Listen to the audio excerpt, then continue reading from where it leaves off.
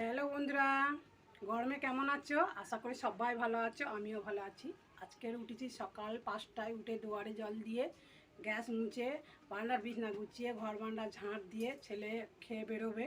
ওর জন্য fry Maggi করলাম আগে, ডিম পেঁয়াজ আলু দিয়ে সস দিয়ে ফ্রাই ম্যাগি করলাম। ও খেলো, খেয়ে নিয়ে গেল।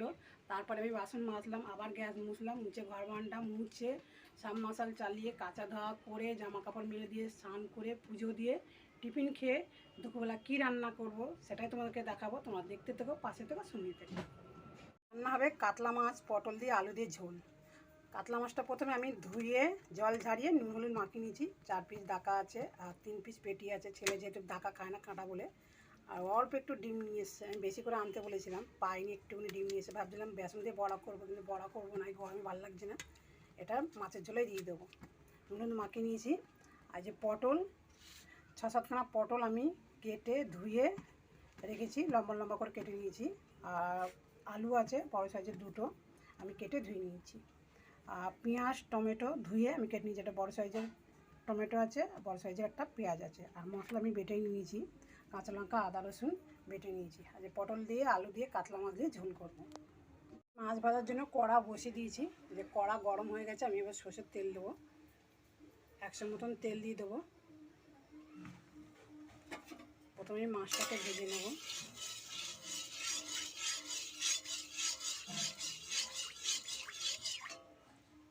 তেলটা গরম হয়ে গেছে, আমি মাছগুলো এবার ছাড়বো।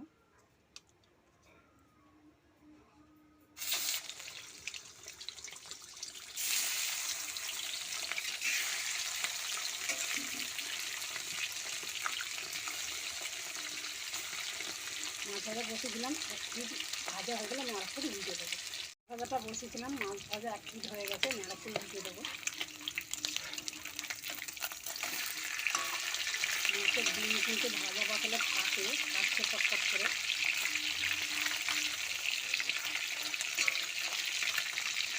মাছগুলো ভাজা হয়ে গেলে আমি তুলে নেবো, নিয়ে মাছগুলো ভাজা বসাবো। মাছগুলো ভাজা হয়ে গেছে, আমি এবার তুলে নেবো।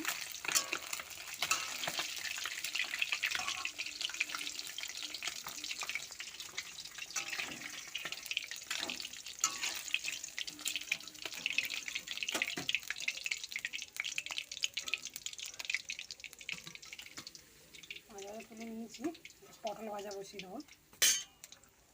ওই তেলেই পটল ভাজা বসিয়ে দেবো।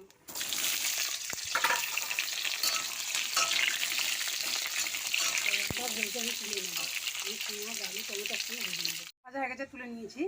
আর মাছ তো আগেই ভেজে নিয়েছি। এবার কড়াই যা তেল আছে, আমি আর তেল দেবো না। আলু টমেটো পেঁয়াজ আমি একসঙ্গে ভেজে নেবো। আলু টমেটো পেঁয়াজ ভাজা হয়ে গেলে সব মশলা দেবো। আলু টমেটো পেঁয়াজ আমার ভাজা হয়ে গেছে, আমি সব মশলা দেবো। আদা রসুন কাঁচা লঙ্কা পেস্ট করে রেখেছিলাম, ওটা দিয়ে দিলাম মশলা বাটাটা। গুঁড়ো মশলা দেবো, নুন আছে 1/2 চামচ, হলুদ আছে 1/2 চামচ, জিরে গুঁড়ো 1/2 চামচ, ধনে গুঁড়ো 1/2 চামচ, লঙ্কার গুঁড়ো 1/2 চামচ, সব মশলা দিয়ে দিলাম। কিছুক্ষণের জন্য কষবো। পটলটাও দিয়ে দেবো মশলার মধ্যে, পটল ভাজাটা দিয়ে দিলাম। একসঙ্গে কষবো, কষার পরে আমি পরিমাণ মতন জল দেবো। আলু টমেটো পেঁয়াজ সব রকম মশলা কষানো হয়ে গেছে, এবার আমি জল দেবো পরিমাণ মতন।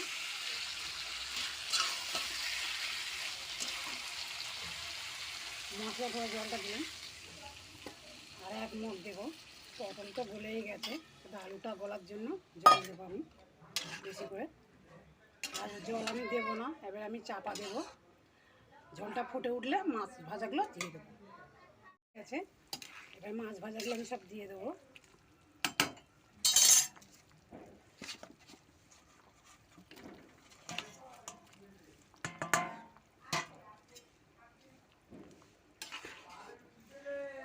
এখন আমি চাপা দেবো, ঝোলটা অনেকটাই শুকনো হবে, এত ঝোল লাগবো না, এর হাফ ঝোল রাখবো। এবার আমি চাপা দেবো। মাছের ঝোলটা হয়ে গেছে, কাতলা মাছের ঝোলটা পটল দিয়ে আলু দিয়ে। আলুটাও সিদ্ধ হয়ে গেছে, ঝোলটাও ঠিকঠাক আছে। এবার আমি নামিয়ে নেবো।